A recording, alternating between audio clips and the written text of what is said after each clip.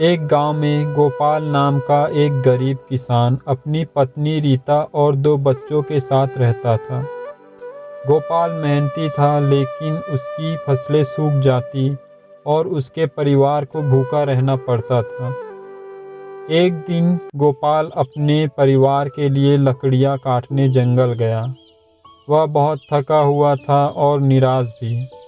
वह लकड़ी काट रहा था, तभी उसे एक कहराने की आवाज़ सुनाई दी।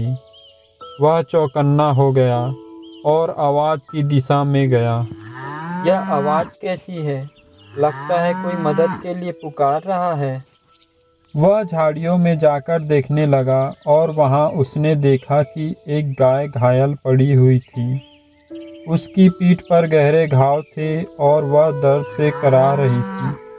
गोपाल का दिल पिघल गया।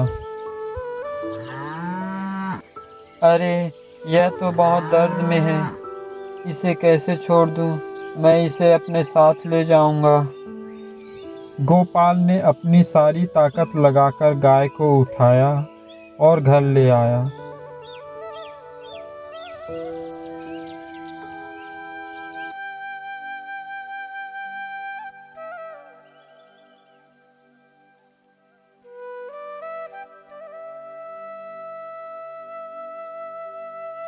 उसकी पत्नी रीता ने जब यह देखा तो वह चिंतित हो गई। गोपाल, हमारे पास खुद के खाने का साधन नहीं है। हम इस घायल गाय को कैसे रखेंगे? इस गाय की तो कान भी नहीं है। रीता, यह गाय हमारी जिम्मेदारी है। इसकी देखभाल करना हमारा धर्म है। हम इसे ऐसे नहीं छोड़ सकते। गोपाल और उसकी पत्नी ने गाय की देखभाल शुरू कर दी। उन्होंने उसके घावों पर मरहम लगाया, उसे समय पर खाना पानी दिया और रात दिन उसकी सेवा की। धीरे धीरे गाय स्वस्थ हो गई।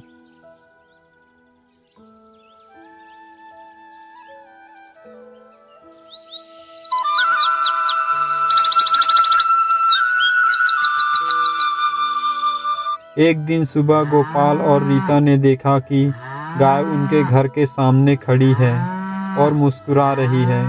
उसने अचानक दूध देना शुरू कर दिया।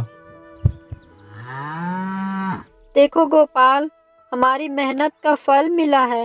यह गाय अब स्वस्थ हो गई है और हमें दूध दे रही है। और इस गाय के दोनों कान भी वापस आ गए। देखो तो जरा। हाँ, यह हमारे लिए भगवान का वरदान है। अब हम भूखे नहीं मरेंगे। गोपाल ने गाय के दूध को बाजार में बेचना शुरू किया। एक दिन एक गांव वाले ने गोपाल से दूध खरीदा और अगले दिन दौड़ता हुआ उसके पास आया।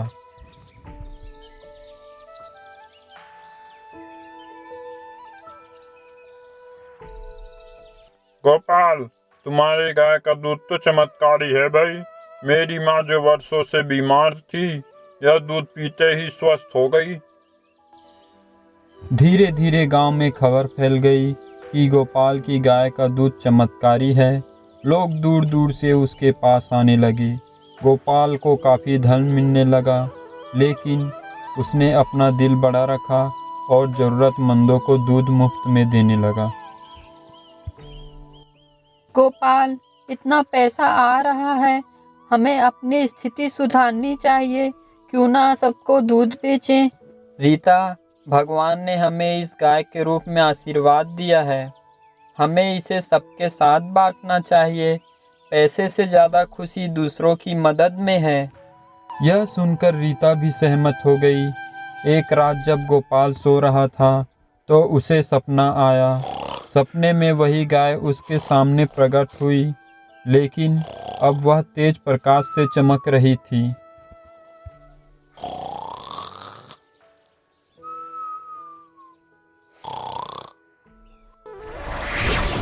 गोपाल, मैं देवी लक्ष्मी हूँ। तुमने मेरी सेवा और दया के कारण मुझे प्रसन्न कर दिया है। तुम्हारी उदारता और दूसरों की मदद करने की भावना ने मेरा हृदय छू लिया है।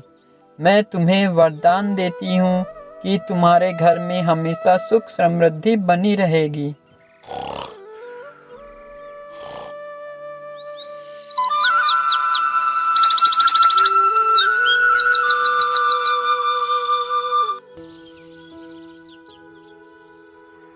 सुबह गोपाल ने सबको अपना सपना बताया। गांव वाले उसकी प्रशंसा करने लगे। धीरे धीरे गोपाल का घर खुशियों से भर गया। उसकी खेती में भी समृद्धि आ गई और गांव के सभी लोग उसका आदर करने लगे। लेकिन गोपाल ने कभी भी अपने सिद्धांतों को नहीं छोड़ा। वह हर ज़रूरतमंदों की मदद करता रहा। उसकी गाय भी हमेशा उसकी देखभाल में रही और गोपाल ने उसे अपनी माता के समान माना। इस कहानी से हमें यह सीख मिलती है कि निस्वार्थ सेवा, दया, परोपकार से ही सच्ची समृद्धि और खुशहाली मिलती है।